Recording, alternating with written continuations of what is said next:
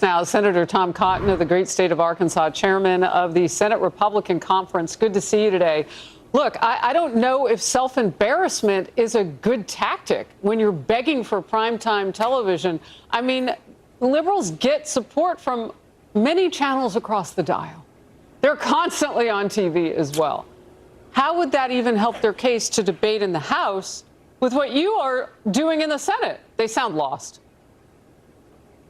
Yeah, Harris, they are lost. We're in the middle of a Schumer shutdown. The House of Representatives did its job. Speaker Johnson sent us a simple, straightforward funding bill that would keep the government open for 7 weeks, while we can negotiate on any other topic the Democrats want. But Chuck Schumer decided to shut down the government in the Senate for 2 reasons. One, he's scared of Alexandria Ocasio-Cortez running against him in his next reelection. And 2, he's scared of his radical left wing, who is demanding that they shut down the government out of pure hatred and spite of Donald Trump. Republicans are not going to bow to these tactics. We've made clear from the beginning, there's nothing to negotiate. Chuck Schumer wrote and voted for this exact kind of bill 13 times when he ran the Senate the previous 4 years.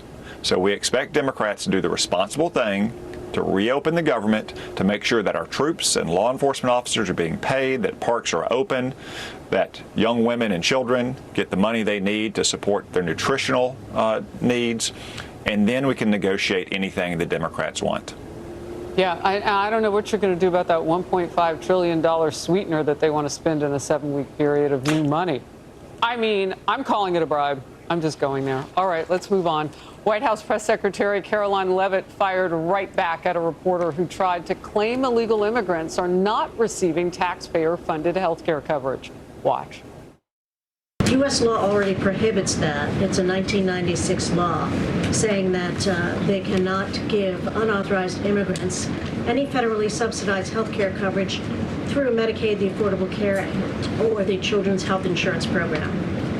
There seems to be a disconnect in the messaging. What did the Democrats want in their continuing resolution? They inserted a provision to undo a provision in the Working Families Tax Cut, the One Big Beautiful Bill, that ended taxpayer-funded health care illegal benefits for illegal aliens. That's just a fact. That's what they did, Democrats. Senator. That's right, Harris. They are saying that they want to hold the government funding bill hostage so they can provide taxpayer-financed health care for illegal aliens. And by the way, how do they propose to pay for it? By cutting $50 billion from rural hospitals across America.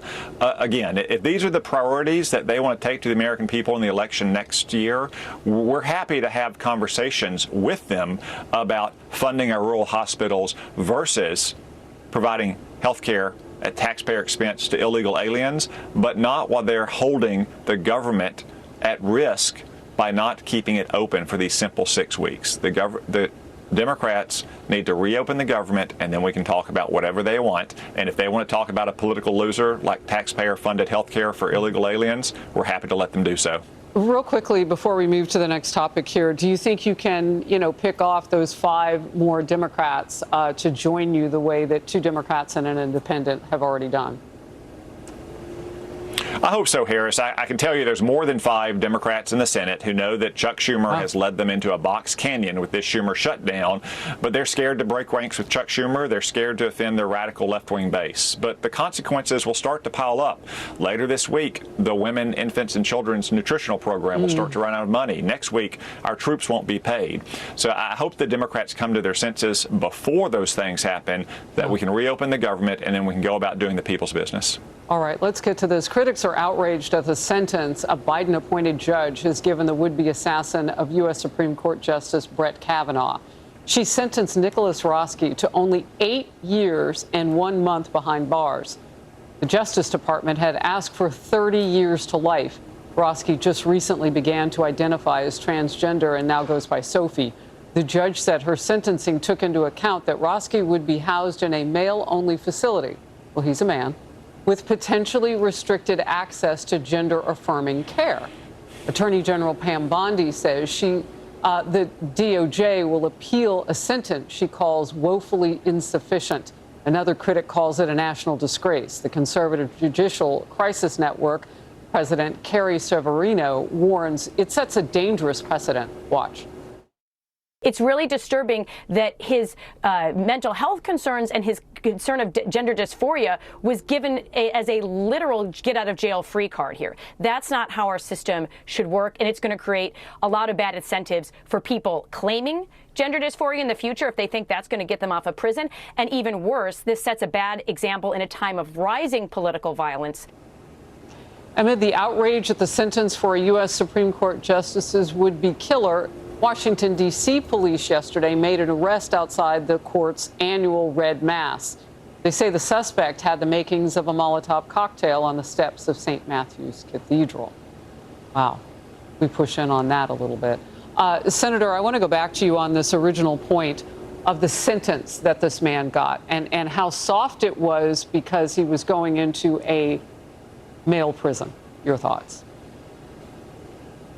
Harris, this is outrageous. This man, and he is a man, traveled across the country with the express purpose of kidnapping and killing a center-right Supreme Court justice. He was outside his home. He had the tools to break and enter, the tools to bind him up into kidnapping and ultimately kill him.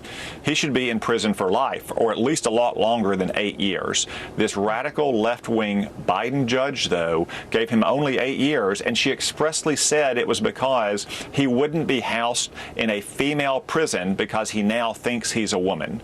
So I hope the Department of Justice wins on appeal, but I think we need to maybe go a little bit further than that. Usually, any effort to impeach a federal judge is ill-advised and goes nowhere. But when this judge expressly refuses to give a proper sentence because she disagrees with the Trump administration's policy on not putting men in women's prison, I think the House should begin an investigation on whether this is grounds for impeachment. Wow. Senator Cotton, great to have you in focus today. Thank you.